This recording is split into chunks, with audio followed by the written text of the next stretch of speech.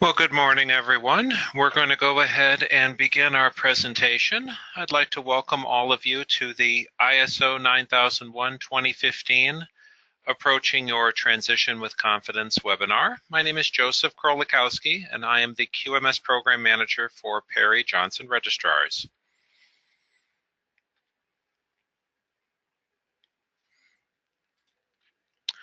Couple of notes. We are on mute. All participants are on mute, but we definitely want to address your questions. So please utilize the question portion of the dashboard. We will address your questions at the conclusion of our presentation. I'd also like to note for all of you, one of the more common questions that we get, will this webinar be available later? The answer is yes. The slides will be available for download shortly after we're finished. And this webinar and all other past PJR webinars will be available for reviewing on our website. Just look for the webinars link and then click previously recorded webinars. Our topics for today, we're going to discuss why the changes to ISO 9001 were so dramatic when the 2015 standard was issued. We're going to discuss, for those of you that have still not gone through your transition process, how that's going to be handled. We're going to have an extensive review of the key changes. We're going to discuss the impact of the new requirements in terms of the impact on our audits. I've got some FAQs for you from past presentations, a couple of quick concluding remarks, and then your questions. So first off, as to why the changes were so dramatic. Well, you have to remember that the 9001 standard is intended to be used in any kind of company, any kind of organization. It's intended to be a widely used standard. And with that wide of a net, obviously those industries evolve, those industries change, and the ISO itself, the International Organization for Standardization, they want to make sure that that standard keeps up with the times.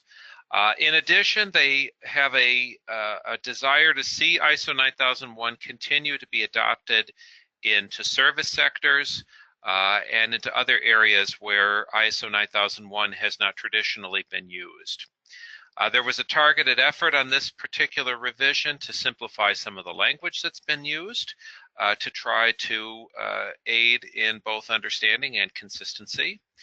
And the most important goal in this particular update was a desire to improve cross-compatibility between standards, and that was accomplished through a device called Annex A, which we're going to be chatting about in a couple of slides here. So in other words, if you have a 9001 system, the idea is that it should be very simple for you to add 14001 for environmental, or perhaps 27001 for information systems, and so forth. I do want to mention that we do have a new resource for understanding ISO 9001, and that is the ISO TS 9002, which was published in November of 2016. I'll be referring to this document through the rest of my presentation as just ISO 9002. Its full title is Quality Management Systems, Guidelines for the Application of ISO 9001-2015. Now, this is a fully sanctioned document with the blessing of the ISO itself, and it provides clause-by-clause ideas on fulfilling the requirements of ISO 9001. Now, if we have anybody on the call today that remembers the old 2000 version of ISO 9004, back when 9004 was written in a similar fashion, this is precisely what the current ISO 9002 is intended to be, is crib notes, if you will, for ISO 9001. I've selected a couple of portions of ISO 9002 for usage in today's presentation. It is available for purchase direct from the ISO itself. You just go to iso.org, type in ISO 9002, and you'll be able to purchase a copy for yourself if you're so inclined. ISO 9001-2008, the older version of the standard, is officially no longer available for audit. That came to pass this past March 15th, as you can see in my second bullet here. Back in November of 2017, the IAF, that's the International Accreditation Forum, they issued an official proclamation that any ISO 9001 audit performed after March 15th of this year had to be done to the 2015 revision. So they officially called the game over, so to speak, for ISO 9001-2008. Now, as far as certificates are concerned, by virtue of the ISO 9001-2015 standard having been published on September 15th, 2015, that rendered any certificate issued for ISO 9001-2008 as invalid after September 14th of this year. So any ISO 9001-2008 certificate that is still out there must bear an expiry no later than September 14th of 2018. Now, in terms of how your transition audit is going to be handled, when we set out our plan in terms of how we were going to offer the transition process to our clients, we wanted to be flexible, and essentially we mapped out what we felt was every reasonable option. The ideal way to approach this is through a recertification audit. Obviously, the recertification audit already includes additional audit time. It comes with a new certificate, but we recognize that for some of our clients, transitioning over the recertification audit just wasn't a good fit. So when we had, for example, folks that were up for recertification in 2017, a few of them put their hand up and said, no, I'm still not quite there. I need this to be the 2008. So for those clients, and perhaps for those of you that had a recertification in 2016, this means that you're going to be transitioning as part of a surveillance audit assessment. Now, at this stage of the game, we are obviously well into May. It is probable that the only option you're going to have to complete your transition audit and still maintain a valid certificate is to do it in a single surveillance audit, an annual surveillance audit or a semi-annual surveillance audit where we add a certain amount of time to account for the new requirements. Now, transitioning over a surveillance audit, what that means is that you are going to receive a revised certificate, not a new certificate, but a revised certificate. So let me show you how that's going to play out. So let's say that you went through a recertification audit in January of 2017 to the ISO 9001-2008 standard. So you were issued a certificate that bore an issue date of January 15th, 2017, and an expiry of September 14th, 2018. Of course, that's due to the mandatory cutoff. So then in early 2018, you went through a transition audit to ISO 9001-2015 as part of your annual surveillance number 1 audit. So you'll note, first of all, that the certificate number is exactly the same. It's got the same C2017-12345 numbering, but now there's a -R1. That obviously stands for revision 1.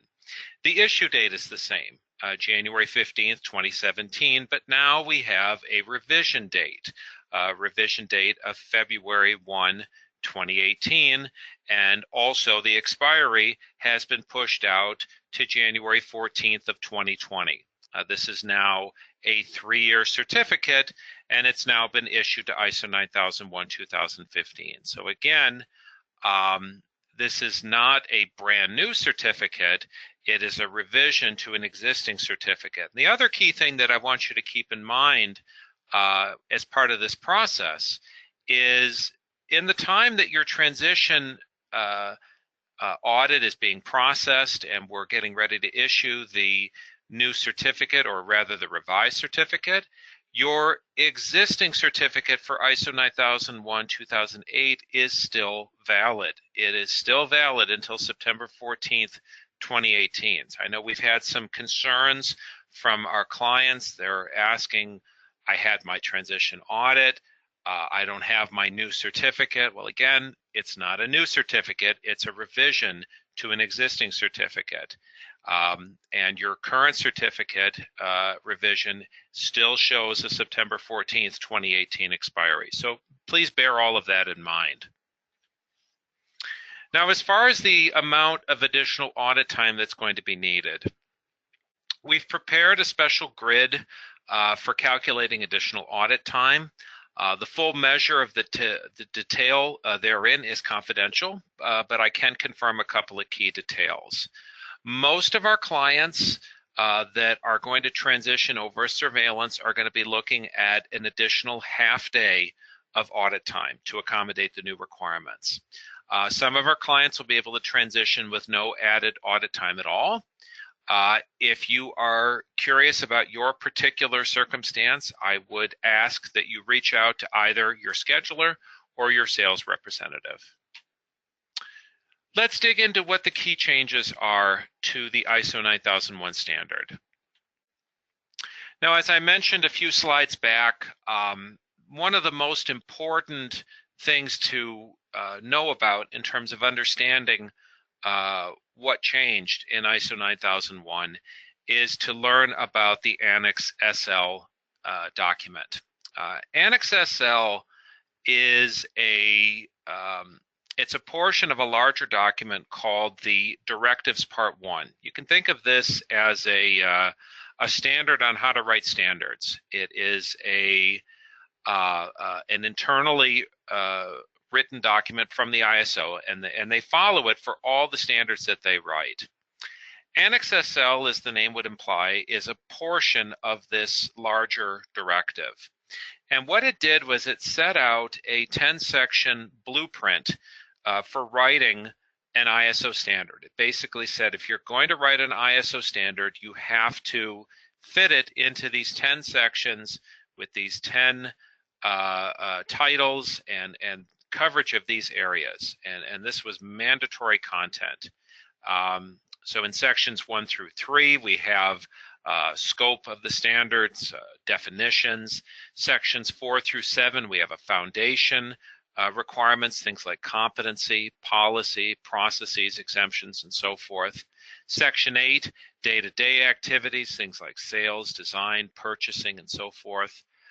Section 9, the various evaluation protocols, things like inspection, internal audit, management review, customer satisfaction.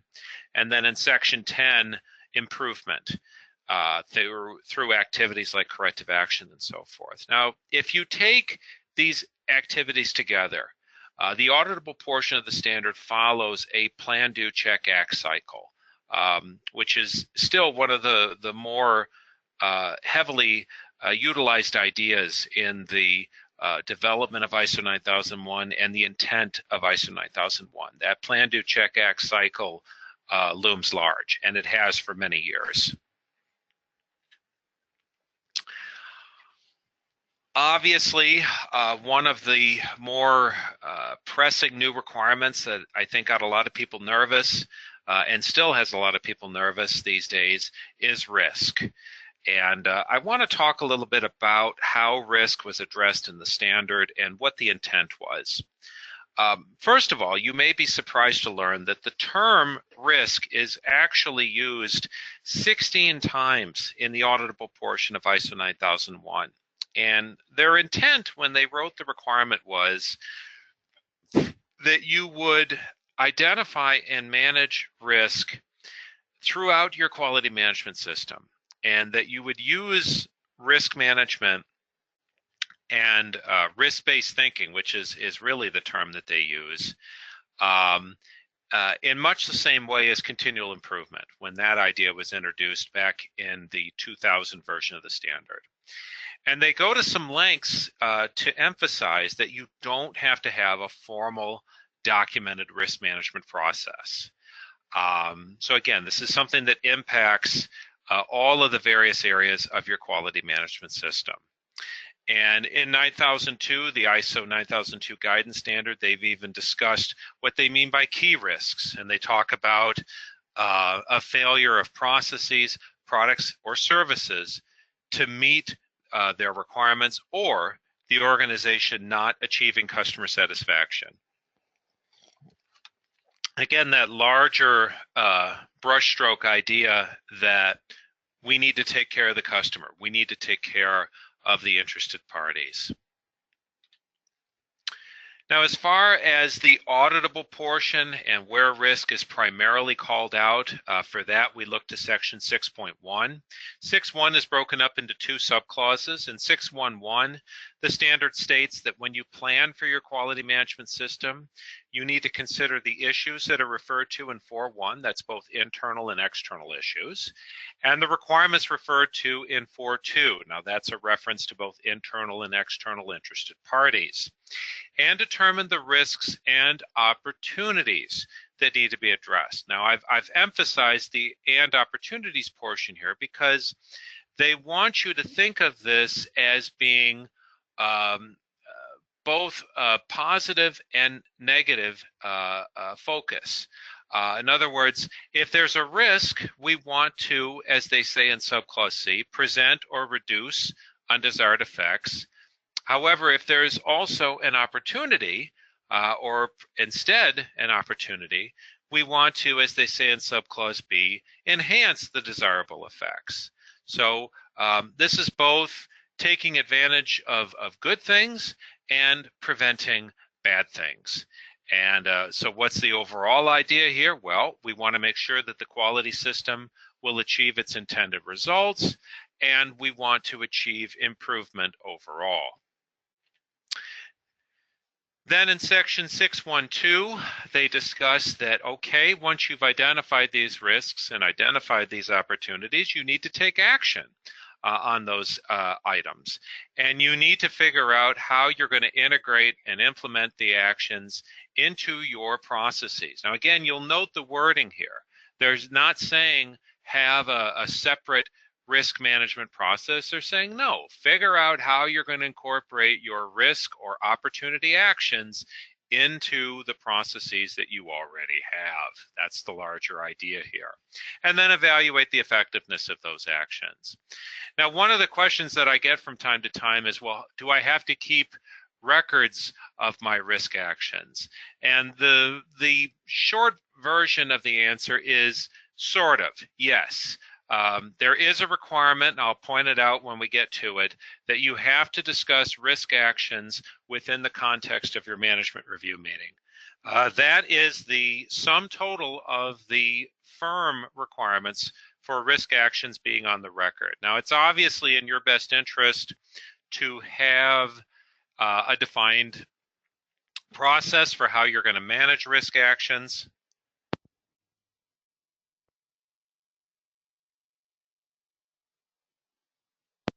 It's in your best interest to have a means of evaluating the effectiveness. You know, all of that's got to be controlled. But in terms of what does the standard make mandatory, it's mandatory that they be on the record via the management review process. So what do they mean by actions to address risks and opportunities? Again, we kind of turn our attention to ISO 9002.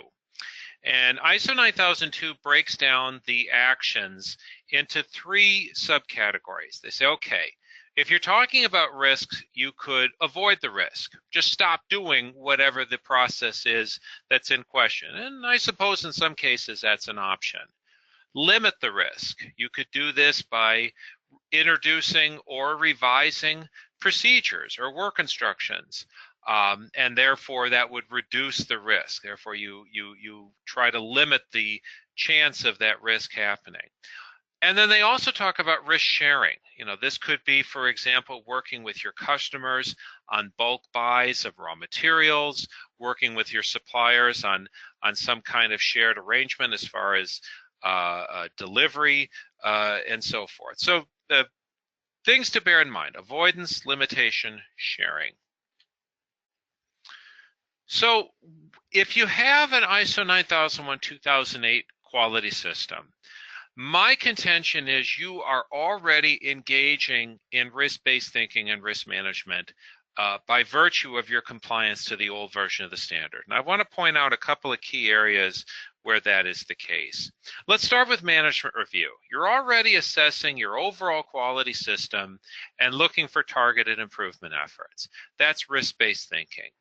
In 722, you're required to review the requirements related to your product, whether it's through your sales process or your customer service process. And you need to make sure that what you're being asked to do, you're capable of doing. Well, that's risk-based thinking. In 622, training, you're required to assess competency needs and take steps to make sure that your staff is fully qualified and competent. That's absolutely risk-based thinking. And then finally, and perhaps most obviously, preventive action.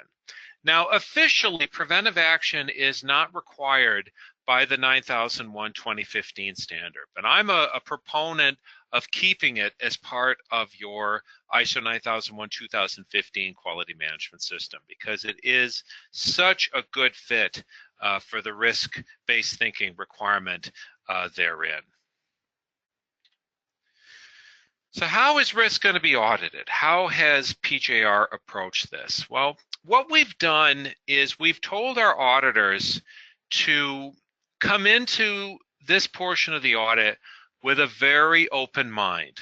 You know, go into the audit and say, okay, you know, we know that you have to have this requirement. You know that you have to have something that fulfills risk-based thinking. How have you done this? How have you incorporated risk-based thinking into your quality system? Tell me what you're doing with risk actions. And it's presumed that things that were done in 9001-2008, like we looked at on the last slide, will be utilized. Perhaps you've introduced new elements into your quality system as well. Most importantly, we expect you as the stewards of your quality management system to be able to speak confidently and say, okay, yes, I get it. I get this new requirement, and here's what I've done to meet this requirement. So again, we'll meet you halfway, but you need to be prepared to speak on this concept and explain to us what you've done to meet the requirement. Okay, some other changes. Some changes in terminology. If you read through the standard, you'll note that they do not use the phrases procedures, records, or documents. They've all been eliminated in favor of the phrase documented information. Now, if you read Annex A6, they introduce a little bit of clarity here, and they introduce the phrases maintain and retain. So if you read in the standard and you see a phrase that says maintained as documented information, that's a document reference. And there's only a couple of those in the standard. You have to maintain your scope as documented information, that's section 4.3. You have to maintain your quality policy as documented information. And then there's just a couple of others. Now, retained documented information, that's a records requirement. And obviously there's going to be several more of those in the standard. So we have things like, for example, management review, internal audit, corrective action, training records, and so forth. So again, maintained documented information means document. Retained documented information means record. References to product have now been updated to read as products and services. This was long the intent. If you read Clause 3 of ISO 9001-2008, it even says wherever the term product appears, it can also mean service. So again, this is pushing things towards a wider net as far as who 9001 can and should be utilized by. Management responsibility, that phrase has become leadership, the idea that management leads rather than simply directing that activities are performed. Continual improvement is now part of a larger idea called improvement. The idea here is that continual improvement is not the only aspect of improvement to be strived for in a quality system. You can also have breakthroughs and reactive changes and reorganizations and so forth. Suppliers are now referred to as external providers. And the term external providers is actually intended to be a little bit wider of a net. We're going to be including associate companies, and we're going to be including outsourcing as well. In 9002, they even mention corporate headquarters as an example of an external provider. This has some implications that we'll be discussing just a little bit later in the presentation. Now, 9001-2015 has eliminated a couple of older requirements as well. There is no longer a requirement for a quality manual, and there are no required procedures. So you may remember that 9001-2008 had a quality manual requirement, and there were 6 required procedures. All of that has been wiped away with the 9001-2015 standard. Now, our position is that an organization can absolutely achieve certification without those documents. However, bear in mind that auditors are still going to be verifying consistency with the applicable requirements and ensuring that the organization has consistent and effective processes. Now, to be very frank with you, my viewpoint as a program manager is that I want my audit team to approach the audit in this way, and this is how it's been for some time. The idea has always been consistent and effective processes. So procedures are one possible way of controlling a process, but they are not the only way. And so, you know, I have people that come to me and say, do I have to get rid of my procedures? Do I have to keep my procedures? It's up to you. It's entirely up to you. But you need to be able to demonstrate to us when we come for the audit that you know what your processes are and you know what's in place to control them. And also, I'll mention this, if you choose to maintain a procedure, remember that the content of that procedure is admissible as audit criteria. So, in other words, if I come into your facility to do an audit, I can't demand that you show me a management review procedure. However, if you happen to have one and the procedure says that you're going to do management review meetings every month, I can hold you accountable to that because you have imposed that on yourself as a requirement, and therefore that makes it admissible as audit criteria. The term management representative has been eliminated from the standard. Now, the implication there is simply that the responsibility for the quality management system rests on top management. And really, that was the intent all along. So does this mean you can't have a management representative? Certainly not. You can absolutely appoint somebody to be a steward for your system, somebody be the key contact for the audits and whatnot. But remember, the expectation is that the management of the company, they are the ones that are responsible for the quality management system. This is no longer a case of you can dump everything on one person and say, well, you're the management representative, you take care of it.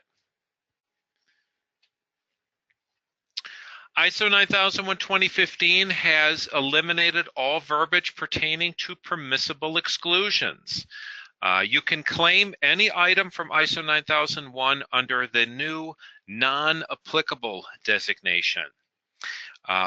And what this means is that any of these items will be verified at each audit. In other words, if you've claimed that you are not design responsible, we are required to verify that at every audit. Now, in practice, that's really not all that different from what we do currently.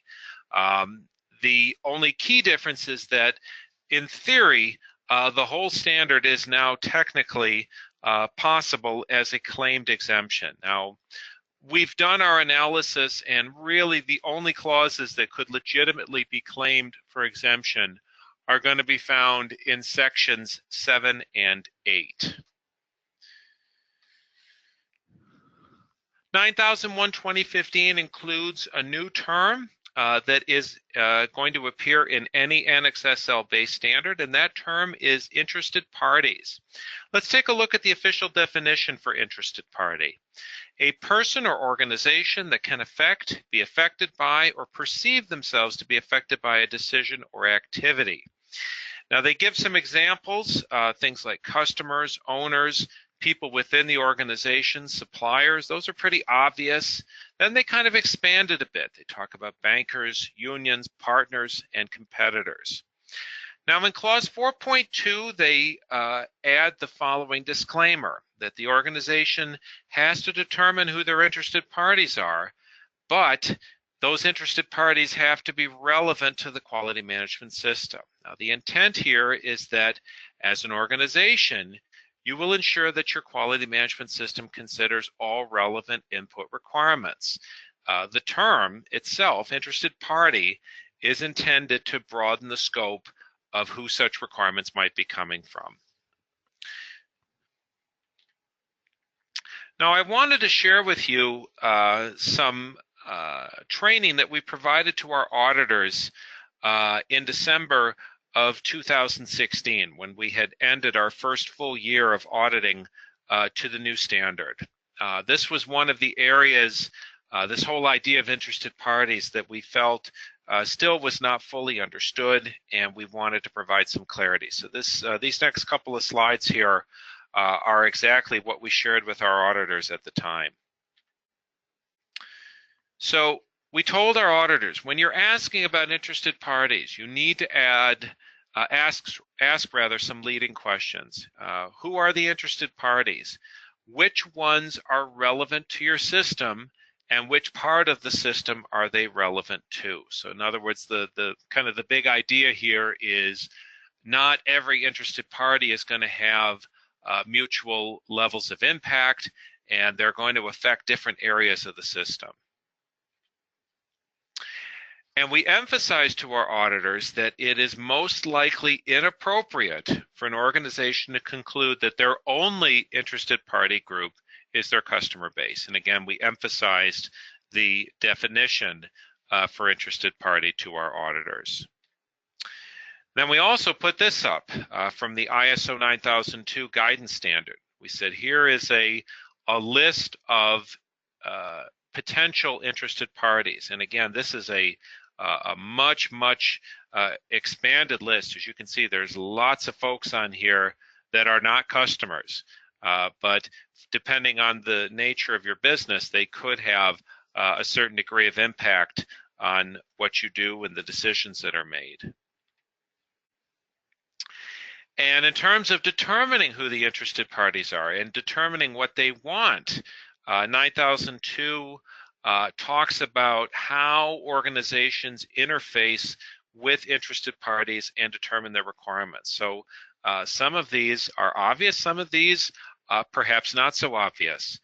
Reviewing orders, reviewing regulatory requirements, engaging in lobbying, being part of an association, surveillance of the market, conducting customer surveys, user surveys, and so forth. So we told our auditors that, look, if the auditee says customers only, as far as the interested parties are concerned, ask, okay, how did you come to this conclusion? What structured analysis did you perform to conclude that customers were the only relevant interested party? And if evidence of same could not be provided, it's probable that the analysis was flawed and possibly warrants a nonconformance.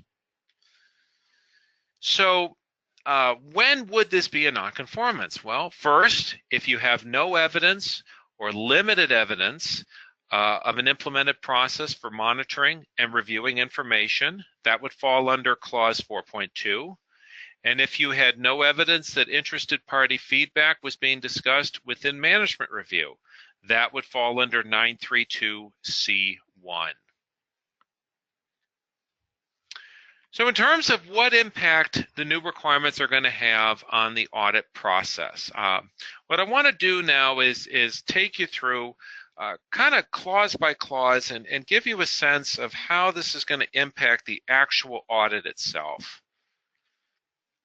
So let's begin with section 4.1. We have this new requirement for monitoring and reviewing and determining internal and external issues that are relevant to purpose and strategic direction.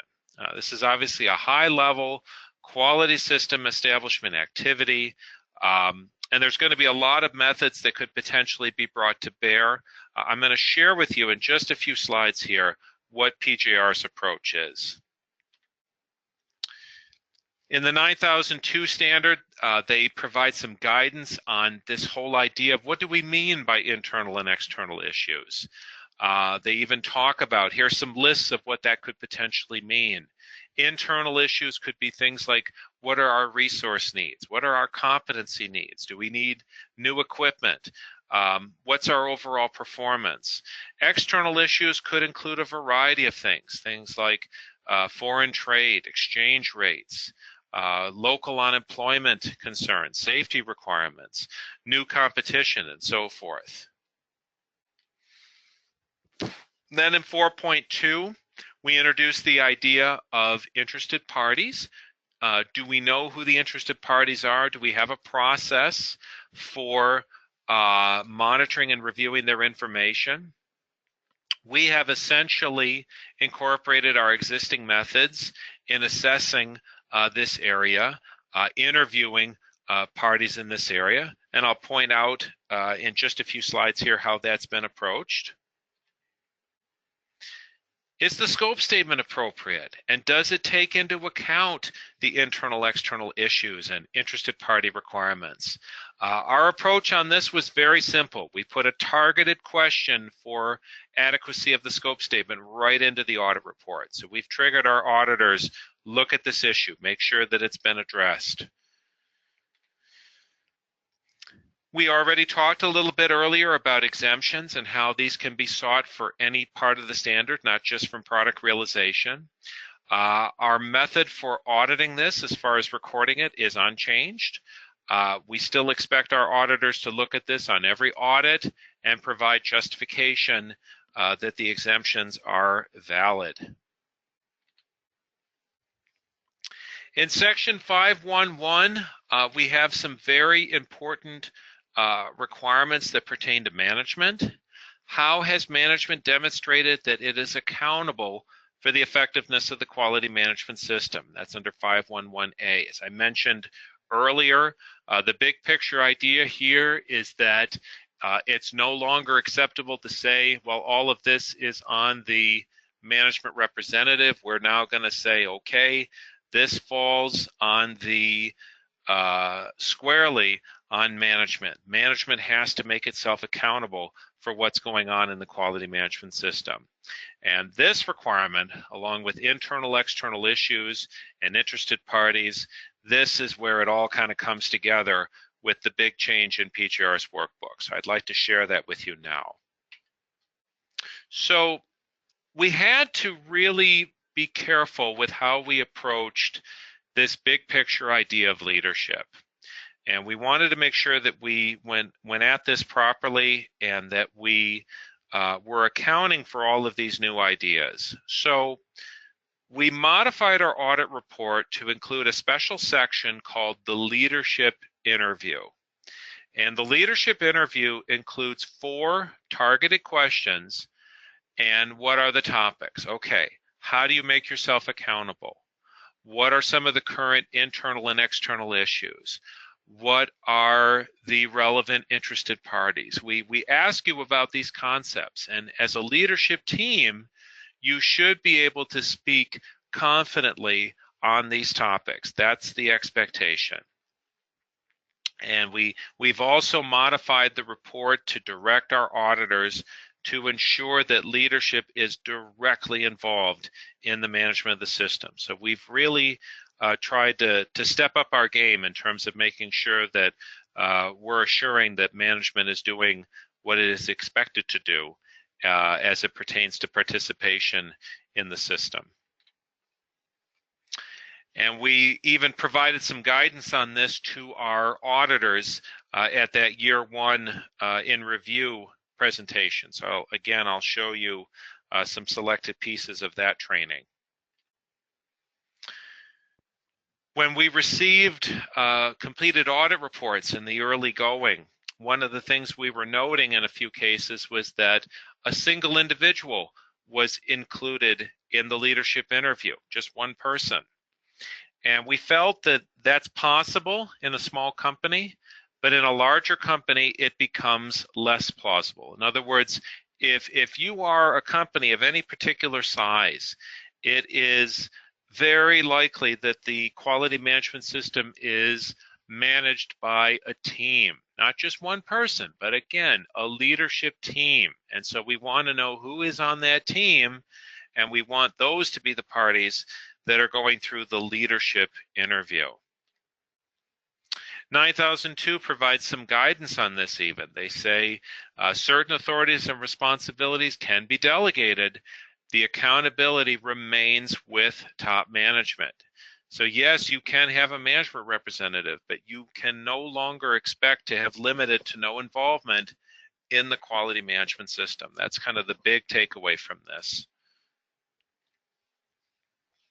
Continuing on with section 511, has management assured that the quality policy and objectives are compatible with the strategic direction of the company?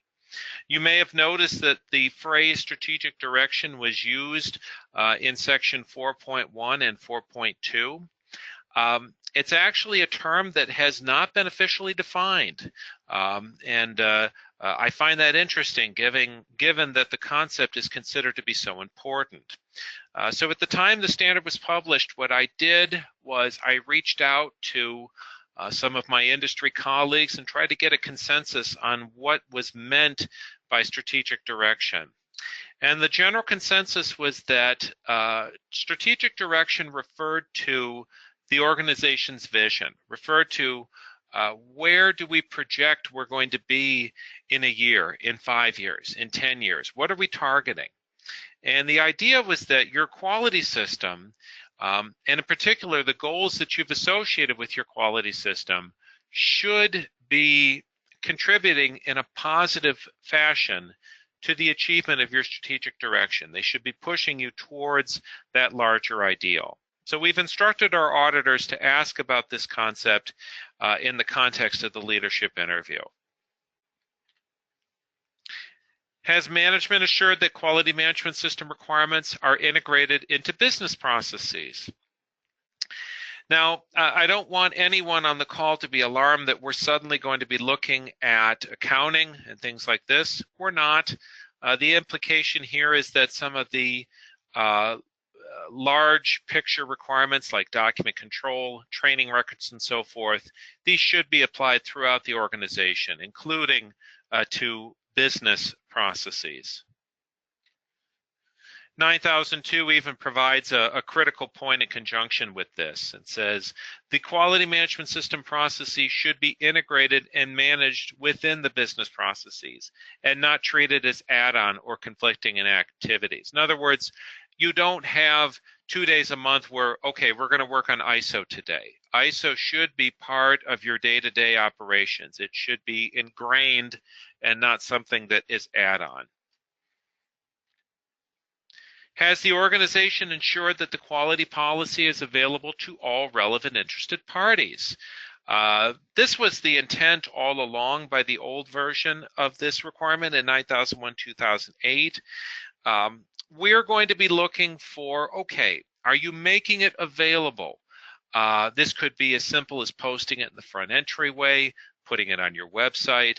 9002 even says that you could state that it's available upon request, if that is what your comfort level will allow. In 5.3, has top management taken on the responsibility for managing the quality system? This is kind of the replacement clause for management review, and we've already dug into this, so I think we're going to go ahead and move on. Has top management established a means to ensure that processes are delivering intended outputs? Well, we already have analysis of KPIs and objectives as part of our audit process. It is the presumption that KPIs and objectives will continue to be the primary method for monitoring process outputs. But we have instructed our auditors, again, to approach this requirement with an open mind and see what is presented. Turning then to section 6, we have the risk requirement. As I've mentioned now a couple of times already during our presentation today, the expectation is not that you have a formal risk management process, but rather that you have a firm understanding of what your organization's approach to this requirement is going to be, and also that risk actions are implemented and discussed within the management review process. And again, in section 6.1.2, we have this whole idea of risk actions and evaluation of effectiveness. In section 6.2, we've got a little bit of revision to the quality objectives requirement. Specifically, the idea that the quality objectives need to be relevant to conformity of products and enhancement of customer satisfaction. Now, some of our clients have opted in the past to have quality objectives that were rooted in some unique areas. For example, we've had clients that have had quality objectives that were rooted in profitability, or quality objectives that were rooted in safety and things of this nature. Now, those are perfectly acceptable quality objectives to have if you wish to continue monitoring those type of things in a quality objective capacity. You are certainly permitted to do so. However, the expectation is that you would have other quality objectives that get to product conformity and customer satisfaction. Now, our audit techniques on this requirement are completely unchanged. We are still going to be looking at this in the context of our audit report. We have a specific question for it, and the questioning that you'll get in the audit will be pretty much exactly the same. 6.2.2 talks about quality objectives being analyzed to assign resources, identify who's responsible, get a timeline together, how you're going to evaluate. This was the intent all along, and our audit methodology on this is completely unchanged. Turning then to section 7, we have for me, the other kind of key new requirement, and that's organizational knowledge. And the requirement reads as follows: has the organization established a process to ensure that organizational knowledge is maintained and made available? And I think organizational knowledge, because of all the emphasis that was put on risk, I feel like organizational knowledge was maybe not deliberately overlooked. Perhaps we could call it accidentally overlooked. So what do we mean by this? What are they referring to? Well, think of organizational knowledge as knowledge that is gained through experience. You know, I'm sure all of you on the call today have got people in your organization that are just invaluable to your mission. People that know how to run certain types of equipment or know the intricacies of a particular account, things of this nature, where if that person one fine day was no longer available to work for you, that would hurt. That would be that would have serious impacts on your quality system. Well, the organizational requirement says that to the best of your ability, you want to limit the amount of pain that you would feel when the people in your organization are no longer part of the organization. So this could be done through training. This could be done through development of work instructions. This could be done through development of production controls and so forth. We've actually got a couple of items from 9002 to look at on the next slide. The other half of organizational knowledge is learn from the past. learn from mistakes, learn from customer complaints, and so forth.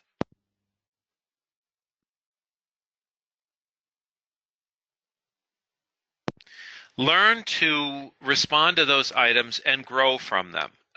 So, I mean, we'll be looking at things like corrective action and complaint resolution and so forth for that aspect of it. And the other third idea that falls under organizational knowledge is, are you looking forward? Are you reviewing your competency needs against changing needs and trends? So, you know, in other words, if you know that there's going to be requirements as far as technical knowledge goes and whatnot, are you ready for those challenges? So that's kind of the third aspect of organizational knowledge. Now in 9002, they have some ideas on meeting this organizational knowledge requirement. They talk about succession planning, they talk about benchmarking, having awareness sessions, even a company newsletter can help you meet this requirement. So again, making sure that you are not just fatally wounded by somebody no longer being able to work for you. That's the big picture idea with organizational knowledge. Moving then into section 8, we have a couple of new ideas here. If you happen to be responsible for the design of your products, do inputs to design include standards and codes of practice that you've committed to implement? And also, do the inputs include potential consequences of failure? Now, in both cases, obviously this is limited only to companies that are product design responsible, and it's going to be taken kind of on a case-by-case basis. This second item especially, 833E. If you're the kind of organization where what you are designing is part of a much larger apparatus, and your piece is part of a 500-piece assembly, the consequences of failure may not be fully known to you. This may not be something that you can fully put your arms around. The intent is that you look at this, you consider this, and make the best judgment possible. And as far as how are we going to audit design, completely unchanged from past assessments. Has the organization established a method for communicating intent in control and monitoring of external provider performance? Well, again, this is how do we communicate with external providers? And the methodologies therein are for the most part unchanged. We still use purchase orders, contracts, and so forth. 853, have controls been established for external provider property where ownership does not transfer to the organization? Now, our assessment method here is going to include a review of your arrangements with your external providers. To give you a good example of where this might be the case, let's say that you decide you're going to set up a powder coating operation. And because of the cost of getting that set up, you opt to lease the powder coat booth and equipment and so forth from your external provider. So it's in your facility, but technically it still belongs to your external provider. Very, very similar to the customer property requirement that is currently found in ISO 9001-2008. And so similar expectations. Have controls for post-delivery activities been established? Now, post-delivery activities as defined within the standard include a variety of things. This could include product recycling, this could include warranty considerations, and so forth. So again, there's going to be certain situations where this applies and certain situations where it does not. Our expectations from an audit perspective are unchanged. 856 has the organization determined a process for responding to unplanned changes in such a way that conformity with requirements is maintained. So technically, the wording in the standard is changes, not necessarily just unplanned changes. Our viewpoint on this was that planned changes are, by their nature, going to be documented, and therefore what we wanted to emphasize was unplanned changes. So how do unplanned changes come to bear? Well, again, we think about triggers for unplanned changes. Could be internal corrective actions, could be complaint resolutions, could be personnel departing and so forth. The expectation, and then that's continued on the next slide, is that you'll have a method for recording what has changed and who authorized the change and what was the action taken as a result of the change. And again, our methodology for auditing this is going to be the same as it was before. This is going to be part of your existing processes. The last area of the standard where there are some changes to the requirements is in management review. We actually have 3 new bullet list items of topics that need to be discussed. They include internal, external issue changes, including the impact on strategic direction, external provider performance, and risk management actions. Our method for auditing management review is unchanged, and our expectations on your part for how to record it are also unchanged. So if you've been up to this point performing management reviews on a quarterly basis, on a monthly basis, taking a few topics at a time, doing it all at once, all of these techniques will continue to be acceptable in the new standard. I'd like to direct your attention to Annex A. Now, Annex A is in the back end, obviously, of the ISO 9001 standard. It is a very useful couple of pages, and I want to point out what's in there and direct your attention to it, because by virtue of it being written into the standard itself, it can be used to settle disagreements between auditees and auditors.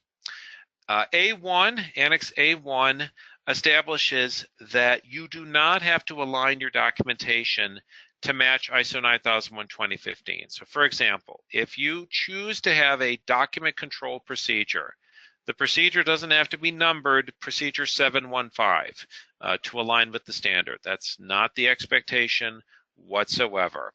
And you don't have to use the specific terms found in the standard either. Just because the standard has taken to calling them external providers, you can still call them suppliers if that's the terminology that you're comfortable with. So again, that's Annex A1. In Annex A2, they have provided an explanation of what they intended by combining the terms products and services throughout the standard. Annex A3 talks about interested parties. We looked at that a little bit earlier in the presentation. A4, risk-based thinking, an extensive section intended to help you understand that concept, and it also provides an official statement that you do not have to have a formal risk management process. So again, that's A4, where it says no formal risk management process required. A5 is called applicability. It discusses the logic in removing exclusions and the new concept of non-applicable clauses. A6, documented information. We looked at this earlier. That is the whole idea of the phrases maintained documented information and retained documented information. In A7, organizational knowledge, we dug into this a little bit earlier. It has its own annex section. And A8, which we also looked at earlier, the whole idea of what do we mean by external providers and what are the expectations therein. And that concludes our look at the content of the standard. I'd like to transition now to some FAQs from past presentations. Will our staff have to complete transition training? Yes, it's going to depend obviously on how extensive the revisions are to your system, but you are definitely going to be expected to provide some form of transition training. At minimum, we would expect that awareness training has been provided and that personnel are going to be aware of what impact the new standard has on what they do. It's entirely conceivable, however, that the majority of your staff are going to feel no effect whatsoever from your transition to the new version of the standard. What about internal auditors? Do they have to complete transitional training? Well, the key thing to bear in mind with internal auditing is that it is a competency, no different from any other competency within your quality management system.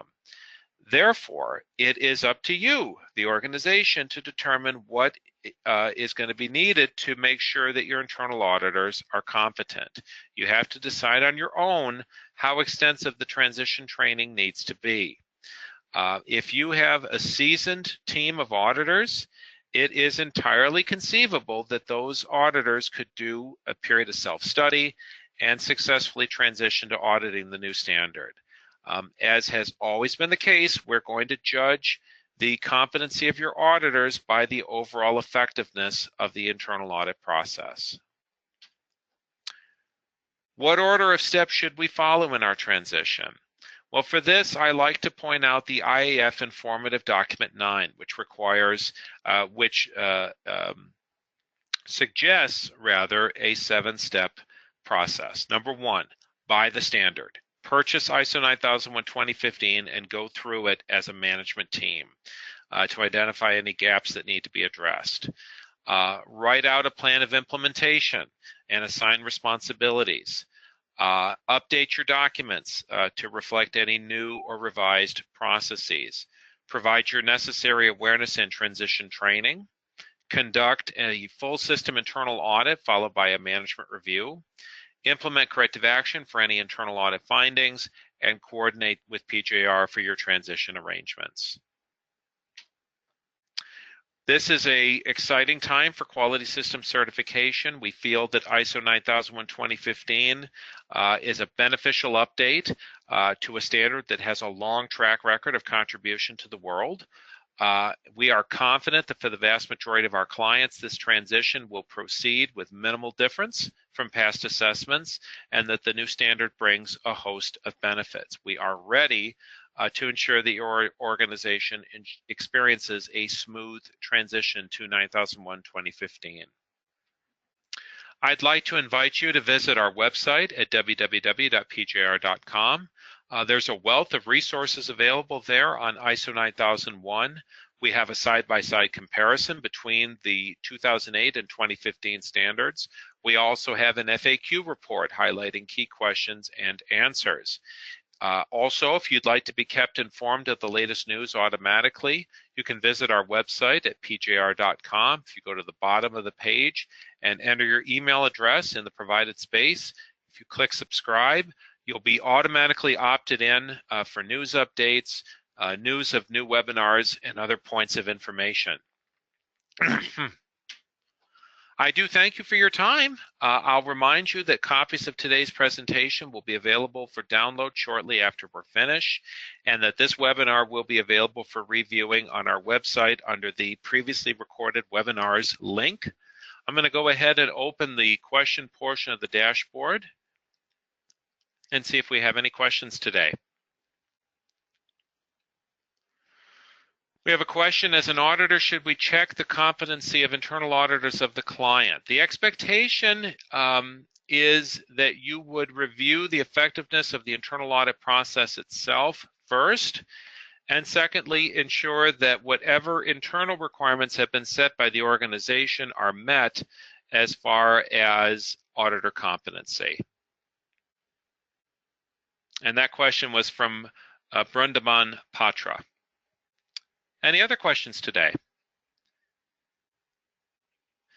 Jesse Lake asks, as the lead auditor for the company, do I have to do any training before the transition audit? Well, again, Jesse, the expectation is that you will meet whatever requirements have been established internally. Obviously, you need to make sure that you're comfortable with the new requirements and decide for yourself at what point you feel you're ready. Any other questions today? Celeste Yeakley asks, what about an organization that is completely virtual? Ms. Yeakley, I'm afraid that's not a question that I can answer at this time. PGR is presently investigating the possibility of that being an approach that we could audit. You will need to take that up with your sales rep, I'm afraid.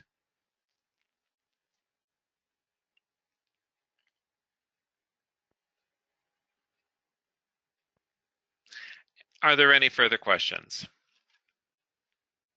Okay, thank you all for your time. Have a great day.